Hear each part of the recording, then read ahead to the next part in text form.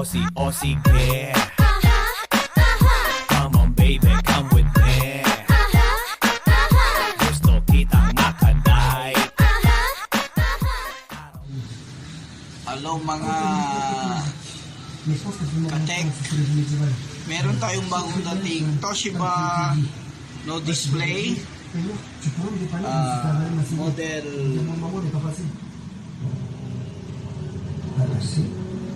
L305 no display. Nag-try na rin tayo, nagtatry tayo ng natagal doon ng stock, hindi na nagamit dahil nawalan na nga siya ng display. So, first procedure natin, gagawin natin dyan, i-check natin sa memory niya. Palitan ng memory.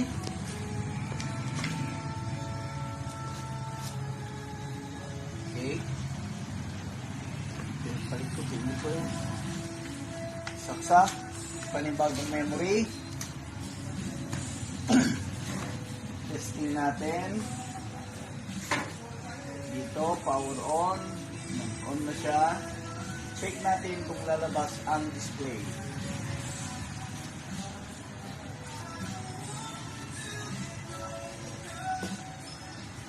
So, wala pa rin siya. Hindi pa rin nagpakita.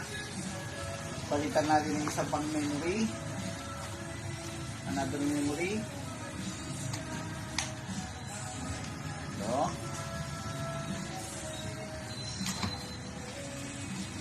Ayan. Saksak natin. Ayan, power on.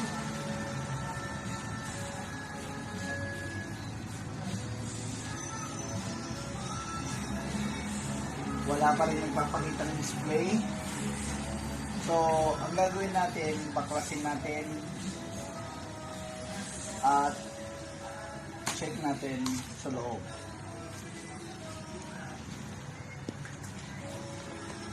Push yung push.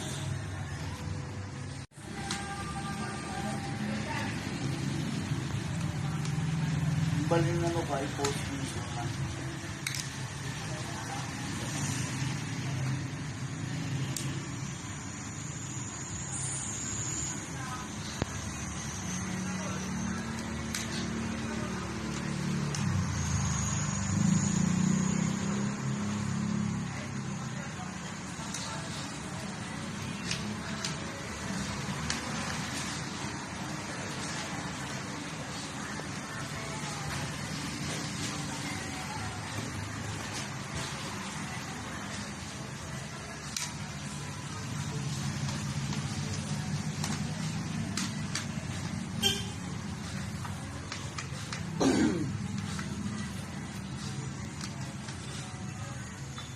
Medyo ito lang ang matagal, yung magtanggal ng tornilyo. Natanggal na natin ang tornilyo. So, bubuksan natin. O, may nalaglag ng tornilyo. Yun. So, nalaglag. Ayun, meron siyang neck token. Ito rin, pwede rin maging reason ng walang display. Neck token. So, itry natin palitan ng neck token bago natin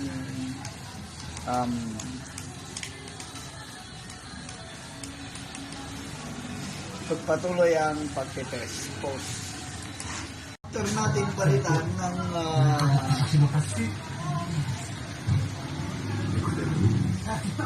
After natin palitan ng neck token, ayan, neck token capacitor yan, pero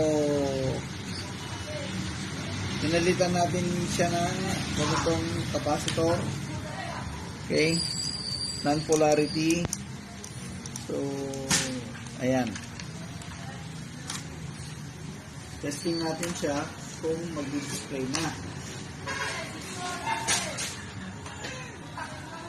Kasi common problem niya ay itong neck token. Check natin kung mayroon na ilalabas. Display.